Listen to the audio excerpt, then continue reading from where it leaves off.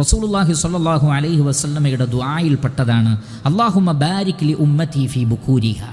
അല്ലാഹുവേ, എൻ്റെ ഉമ്മത്തിന് അവരുടെ പ്രഭാതത്തിൽ നീ ബറക്കത്ത് നൽകണമേ. മറ്റൊരു സമയത്ത് റസൂൽ പറഞ്ഞില്ല അല്ലാഹുമ്മ ബാരിക് ലി ഉമ്മതി ഫീ ബുകൂരിഹ. പ്രഭാത സമയം, സുബൈ കഴിഞ്ഞുള്ള സമയം, അതാണ് ബറക്കത്തുള്ള സമയം. വകാന ഇദാ ബഅസ സരിയതൻ ഔ ജൈഷൻ ബഅസഹും ഫീ അവ്വലിൻ നഹാർ. നബി സല്ലല്ലാഹു അലൈഹി വസല്ലമ ഒരു സൈന്യത്തെ അയക്കുകയാണെങ്കിൽ, അതേപോലെ തന്നെ ഒരു യാത്രാ സംഘത്തെ എല്ലാം അയക്കുകയാണെങ്കിൽ, അല്ലെങ്കിൽ ഒരു കച്ചവട സംഘത്തെ അയക്കുകയാണെങ്കിലൊക്കെ പകലിൻ്റെ തുടക്കത്തിൽ തന്നെ അയച്ചിരുന്നു എന്നാണ്. എന്ന് പറഞ്ഞാൽ ബിസിനസ് കാര്യങ്ങൾ, അതേപോലുള്ള വിഷയങ്ങളൊക്കെ രാവിലെ തന്നെ, അതല്ലാതെ ഉച്ചവരെ കാത്തു നിന്നില്ല. വകാന സഖ്റുൻ അഥവാ സഖ്റുബ്നു വദാഅ എന്ന് പറയുന്ന സ്വഹാബി, അദ്ദേഹം ഈ ഹദീസ് ഉദ്ധരിക്കുന്ന വ്യക്തികളിൽപ്പെട്ട ആളാണ്.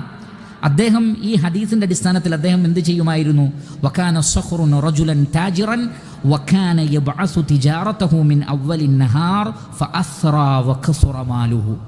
അദ്ദേഹം തൻ്റെ കച്ചവട സംഘത്തെ അയച്ചിരുന്നത് രാവിലെയായിരുന്നു എന്നാണ്. അതുകൊണ്ട് തന്നെ ബിസിനസ്സിൽ നല്ല ലാഭമുണ്ടാവുകയും കച്ചവടത്തിൽ വർധനവുണ്ടാവുകയും അദ്ദേഹത്തിൻ്റെ സമ്പത്തിൽ വർധനവുണ്ടാവുകയും ചെയ്തു എന്നാണ്.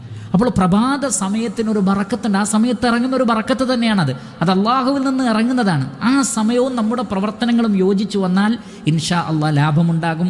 അത് കച്ചവടത്തിൻ്റെ വിഷയത്തിൽ മാത്രമല്ല, പ്രഭാത സമയം എന്തിനും നല്ലതാണ്. പഠിക്കാൻ, ഹിഫ്ളാക്കാൻ.